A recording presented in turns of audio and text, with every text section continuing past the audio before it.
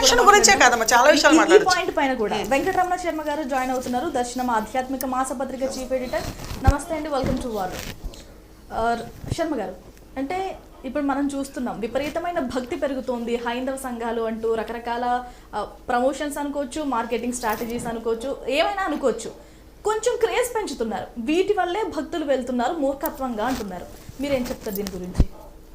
నిన్న జరిగిన సంఘటనలు అయితే చాలా చాలా చాలా తిరుమల చరిత్రలో అత్యంత బాధాకరమైన సంఘటన. అది వెంకటేశ్వర స్వామి కూడా ఎక్కడ ఉన్నాడో, వైకుంఠంలో ఉన్నాడో, ఎక్కడ ఉన్నాడో, ఆయన ఎంత బాధపడుతున్నాడో అనిపిస్తుంది.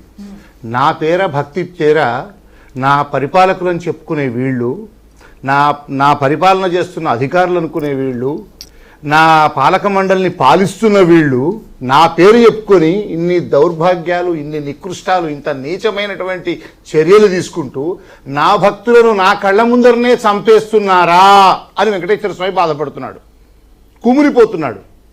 ఎందుకంటున్నానంటే వైకుంఠ ఏకాదశి ఒకే ఒక్క రోజు, రేపు తెల్లవారుజాము నుంచి రాత్రి దాకా. గత ప్రభుత్వానికి బుద్ధి లేదు, 10 రోజులు చేసింది. ఎవరైనా చేసిన మనిషి పెళ్లి 10 రోజులు చేసుకుంటాడా? ముహూర్తం ఒకటే రోజు ఉంటుందిగా, పెళ్లి సందడి ఒకటే రోజు ఉంటుందిగా, ఏ ఉత్సవమైనా దీపావళి ఒకటే రోజు ఉంటుందిగా, సంక్రాంతి ఒకటే రోజు ఉంటుందిగా, తొలి ఏకాదశి ఒకటే రోజు ఉంటుందిగా, దసరా ఒకటే రోజు ఉంటుందిగా. 10 రోజులు ఏంటండి? సరే చేశారు, దౌర్భాగ్యం. 10 రోజులు రండి రండి రండి, మీ అందరికీ వైకుంఠ ఏకాదశి టోకెన్లు ఇస్తాము, లక్షలాది మందికి దర్శనం చేయిస్తామని చెప్పి మీకున్న ఛానళ్లతో, వేరే ఛానళ్లతో క్రేజ్ వెంపి భారతదేశ వ్యాప్తంగా అఖిలాండ కోటి బ్రహ్మాండ నాయకుడు, దేవదేవుడు, ఆ దేవుణ్ణి ఒక్క క్షణం ఇట్లా కళ్ళు చూస్తే చాలు నా జీవితం ధన్యమవుతుంది అని పరితపించే భక్తులకు నువ్వు మాయ మాటలతో ఆకర్షింపజేసి వచ్చిన భక్తులు ఎంతమంది, ఆ వచ్చిన భక్తులకు ఏ విధమైన సౌకర్యాలు ఏర్పాటు చేయాలి, వారికి ఒకవేళ టోకెన్లు ఇస్తే 1,00,000 టోకెన్లు ఇవ్వాలంటే ఎన్ని రకాలైనటువంటి కౌంటర్లు ఏర్పాటు చేసినాము, ఎన్ని కౌంటర్లు ఏర్పాటు చేస్తే వాళ్ళు వచ్చి చలిలో రాత్రి నుంచే నిలబడుతుంటే వాళ్ళను ఏ విధంగా మనం రక్షించుకోవాలి, ఒకవేళ టోకెన్లు ఇవ్వడం అంటూ ఆరంభిస్తే ఈ జనాలను ఏ విధంగా మనము టోకెన్లు ఇవ్వాలి. ఒక ఊళ్ళో ఒక సినిమా విడుదలవుతుంటే ఒక థియేటర్ వాడు ఎంత మేనేజ్మెంట్ చేస్తాడంటే, టికెట్లు ఇచ్చే దగ్గర ఒక సినిమా విడుదలవుతుందంటే ఆ మేనేజర్ వచ్చి అక్కడ కుర్చేసుకొని కూర్చుంటాడు. 1000 మంది దగ్గర 2000 మంది వస్తే ఒక 4-5 కౌంటర్లు పెడతాడు. ఒక చోట ఒక చిన్న దేవాలయాల్లో ఏదైనా పర్వదినం రోజున భక్తులు ఎక్కువ మంది ప్రసాదాలు వస్తే అప్పటికప్పుడు 4-5 టేబుల్ వెళ్ళి ప్రసాద కౌంటర్లు పెడతాం. మీ ఇంట్లోనో మా ఇంట్లోనో పెళ్ళైతే 500 మంది ఎక్స్పెక్ట్ చేస్తే 1000 మంది భోజనాలకు వస్తే ఆ క్యాటరర్తోనో ఇంకెవరితోనో మాట్లాడి ఇంకో 4 టేబుల్ వేసి ఓ చోట అన్నము, సాంబారు, రైసు, ఎక్స్ట్రా కౌంటర్లు పెట్టి వాళ్ళకి సౌకర్యాలు తీసుకుంటాం. ఈ మాత్రం బుద్ధి లేదా? తిరుపతి అనేది ప్రపంచ ప్రసిద్ధిగాంచినటువంటి నగరం. వాళ్లకు బెటాలియన్స్ పోలీసు ఉన్నారు, స్పెషల్ ప్రొటెక్షన్ ఫోర్స్ ఉన్నారు, రెగ్యులర్ తిరుపతి నగర పోలీసులు ఉన్నారు, విజిలెన్స్ అండ్ సెక్యూరిటీ ఆఫీసర్లు ఉన్నారు.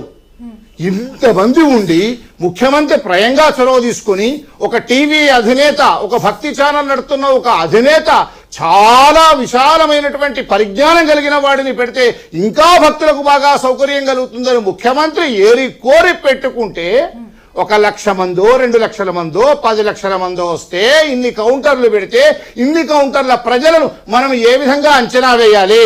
1,00,000 వస్తే మన స్కీమ్ ఏంటి, 2 లక్షలు వస్తే మన స్కీమ్ ఏంటి, ఎన్ని కౌంటర్లు పెట్టాలి, ఎలా టికెట్లు ఇవ్వాలి, ఎలా విడుదల చేయాలి, ఎంతమంది వచ్చారు, ఎప్పటికప్పుడు ఇంటెలిజెన్స్ రిపోర్ట్లు పెంచుకొని వాళ్లకు ఇబ్బంది కాకుండా చలిలో ఒకవేళ నేను తొక్కిసలాట కాకపోయినా కూడా కొంతమంది చచ్చిపోయేవాడు ఆ చలిలో, ఎందుకంటే అంతమంది అక్కడ చలిలో అక్కడ క్యూలలో ఉన్నారు. ఇది కాకపోయినా అదైనా జరిగేది. అంటే నువ్వు భక్తులతో చెలగాటమాడుతున్నావు.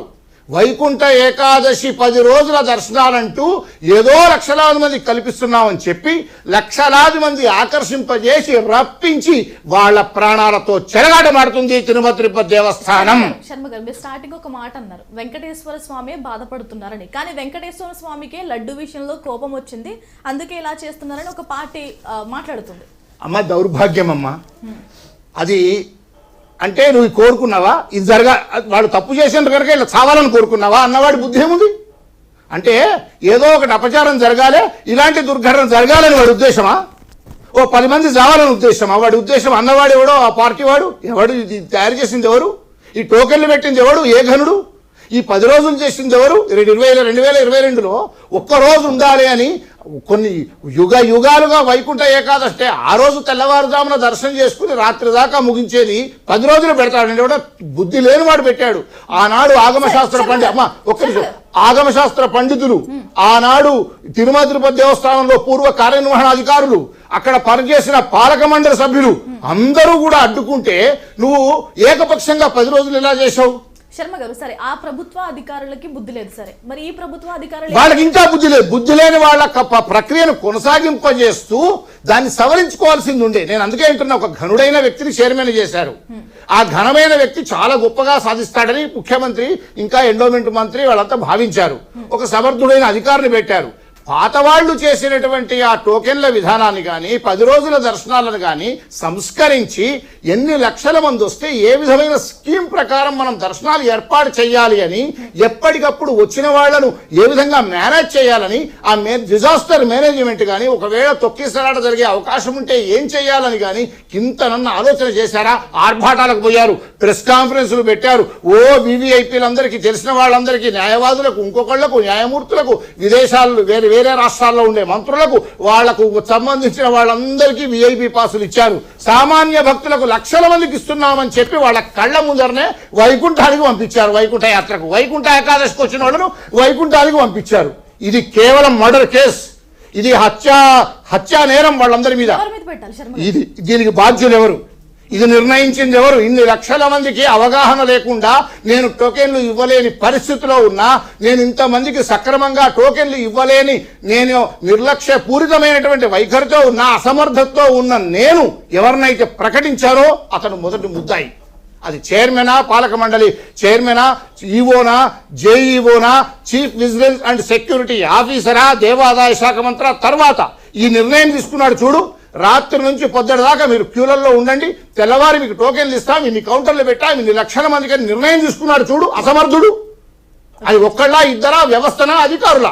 వీళ్ళందరినీ హత్య నేరం కింద, భారత న్యాయ సంహిత హత్యా నేరం కింద వీళ్ళందరినీ బుక్ చేసి ఒక్కసారి లోపలేస్తే మళ్ళీ తిరుమల తిరుపతి దేవస్థానంలో ఇలాంటి దుర్మార్గ సంఘటనలు జరుగు. ఒక సంఘటన గుర్తుకు తెచ్చుకోవాలి.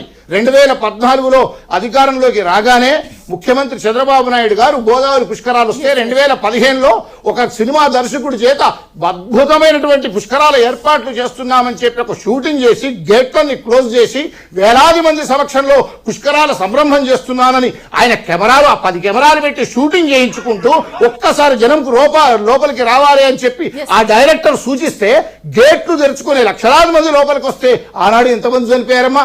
ఆ సంఘటన ఇవాళ మళ్ళీ పునరావృతమైంది. ఆ సంఘటన ఈ సంఘటనకు చాలా పోలికలు ఉన్నాయి. అసమర్థత, వాళ్ళ పబ్లిసిటీ, వాళ్ళ స్వార్థం కోసం ఇవాళ సామాన్యమైన భక్తులను దూరం చేశారు. వైకుంఠ ఏకాదశికి వచ్చిన వాళ్ళను సాక్షాత్తు వైకుంఠానికే పంపించారు. ఇది దుర్మార్గం. ఇది కేవలం హత్యనే వాళ్ళు స్వయంగా చేసినట్టయింది. శ్రీనివాసరావు గారు, మనం చూస్తే మోదీ సభకు వెళ్ళారు పోలీసులు, అక్కడ డిప్లాయ్ చేసినంత కూడా ఇక్కడ డిప్లాయ్ చేయలేదు. అధికారులు ఏం చెప్తున్నారంటే సఫిషియెంట్గా ఉంది పోలీస్ వ్యవస్థ, సరిపోయినంత ఉంది అని. కానీ మచ్చుకు కూడా కనిపించట్లేదు, ఒకరిద్దరు అధికారులు తప్ప. ఇప్పుడు శర్మ గారు చెప్పింది ఆవేదనతోటి వారు చాలా బాగా చెప్పినారు.